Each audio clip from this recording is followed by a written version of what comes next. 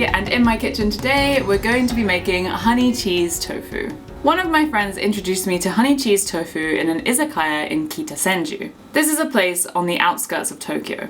I haven't actually seen it anywhere else, however, I have a feeling that you could probably find it in smaller izakaya if you go looking for it. It's a really versatile dish and it can be used as a starter, a side dish, a dessert, or even spread on toast as a light meal. The end result is kind of like a pudding, but you can also use it as a dip or spread. It's a pretty simple recipe, however I made a few different variations of it and it ended up with quite a weird texture. So I just want to share with you 3 tips before we get started. Tip number 1. Use soft tofu. Don't go using firm tofu just because you think that it'll end up with a firmer texture at the end. I did this and it ended up being very lumpy. The texture that we're going for here is smooth, so we're going to be putting it through a sieve. And it's very hard to do that with firm tofu. So, soft tofu is best. Tip number 2. As I just said, we're going to be putting this through a sieve. Do not skip this step. You can alternatively use some cheesecloth or tofu cloth, but the point is that we're trying to make it as smooth as possible. If you skip this step, then you will end up with a different texture. That means that it is not good as a pudding, it's not good as a dip, and it's not good as a spread. So we need to put this through a sieve. Tip number 3.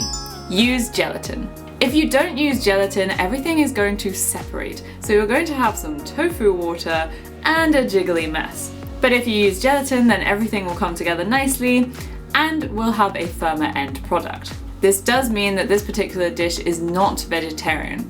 So if you do know a vegetarian alternative to gelatin, please comment below and help out our vegetarian viewers. But that's it for my tips, so let's get going. For our honey cheese tofu, as you can guess, we're going to start with some cream cheese, some honey, and some tofu. However, as you can see, I've got 2 different types of honey here, and I'll explain why in a bit. We're also going to need some gelatin and some salt. For this part, we're going to be using this honey, which is a kind of lighter honey that's just one type of honey. Most of these types of darker, cheaper versions is usually a mix of different honeys and has a less strong flavor. So we're going to mostly be using this one with a little bit of this one inside. Then we're going to be using this one as a topping on top. So this is the cream cheese that I'm going to be using today, and we've got 108 grams. That's why we're using 108 grams. But if you have 110 grams or 120 grams, it won't make too much difference to the overall texture. And of course, because we're in Japan, then everything is individually wrapped. So I've got to just unwrap all of these. And then we're going to add the honey. I was going to write this in tablespoons, however I can't fit my tablespoon all the way in, so I'm going to do it in teaspoons instead. That's 1 teaspoon.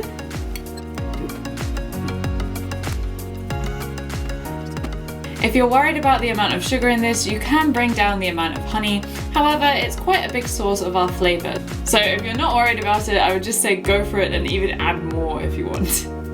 Then we're just going to whisk it up. Nope.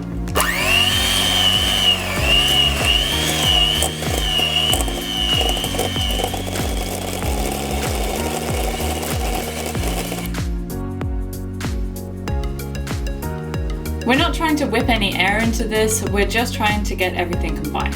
And it will actually be easier if you've left both of your honey and your cream cheese out at room temperature beforehand.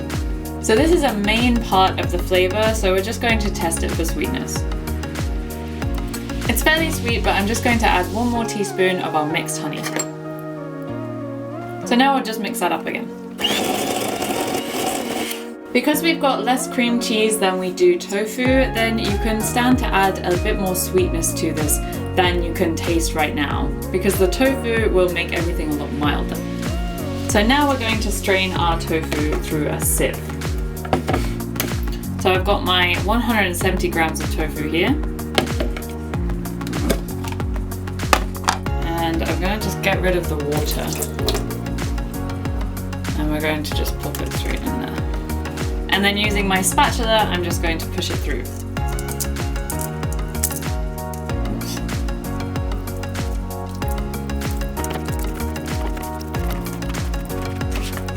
And it's kind of gross when you look at the sieve.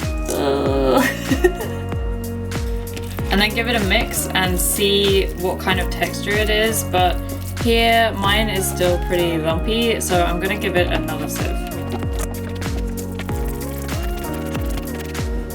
It's a lot smoother, but I'm just gonna give it one more go. I think you only usually need about 2, but just to be on the safe side, I'm gonna do one more sifting.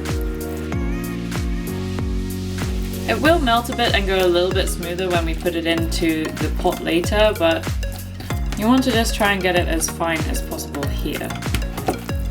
And this is the kind of texture that you'll end up with. As you can see, it's not super smooth, so don't worry too much about that, but we do just want it to be easier to combine with everything else. Okay, so now I'm just going to add my 200 milliliters of dripping milk. Okay, let's try again.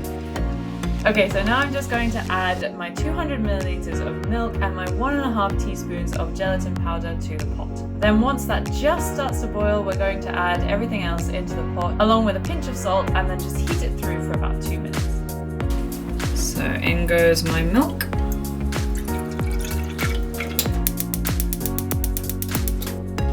And then we'll just sprinkle the gelatin in there as well. Make sure that the gelatin is mixed through, because otherwise it's just going to be forming clumps. And so once you've just mixed it through, then just leave it to heat up until it's just boiling. You can of course use soy milk here if you want to. It might go better with the tofu, seeing as they're both made from the same stuff. However, seeing as we're using cream cheese, then it's not like this is dairy-free anyway, so I've just decided to go for milk. So as the steam starts to rise and we're just starting to get these bubbles around the place, then you can turn down the heat to medium-low and we can add in everything else. So now I'm just going to get my tofu. So that will stop the milk from rising because we're adding in something a bit colder. And then just give that a bit of a stir and try to get rid of most of the lumps before we then add the cream cheese mixture. Okay, so once that's fairly smooth, then scrape down the sides of your cream cheese and add that straight in too. As I said, you'll probably have to stir this for about 2 minutes before everything is completely smooth. And then I'm going to season it with a little bit of Himalayan Pink Salt. This is quite different to normal table salt because it's a little bit more milder and almost a little bit sweeter. I'm just going to add a few pinches of this.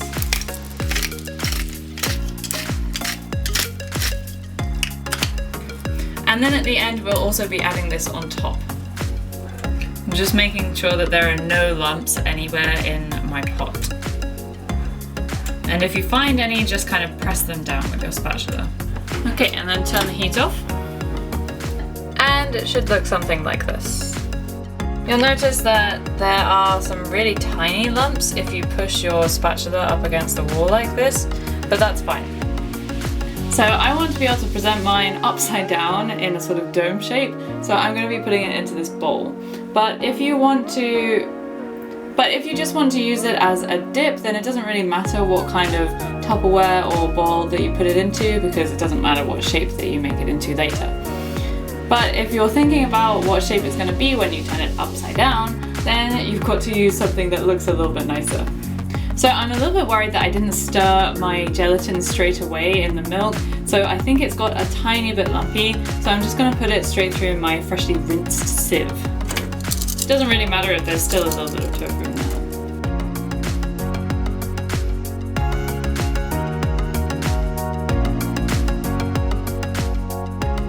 And then we're just going to cover this up with my beeswax wrap, and we're going to leave it to cool down to room temperature before then setting it in the fridge for 2 to 3 hours. You can also leave this overnight, but just make sure that it's covered, because otherwise the top part that is exposed is going to get harder than the rest of it.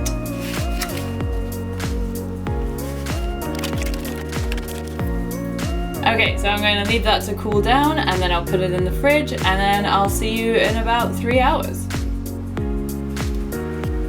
So in the end, it took a lot more than 3 hours. I actually had to leave it overnight for it to become fully set. If you're a bit more pressed for time, then you can either scale back on the milk or scale up on the gelatin. But let's see how it did.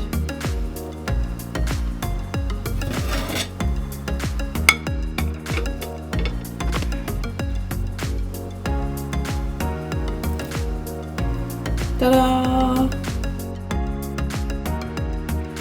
So now it's time to eat this bad boy.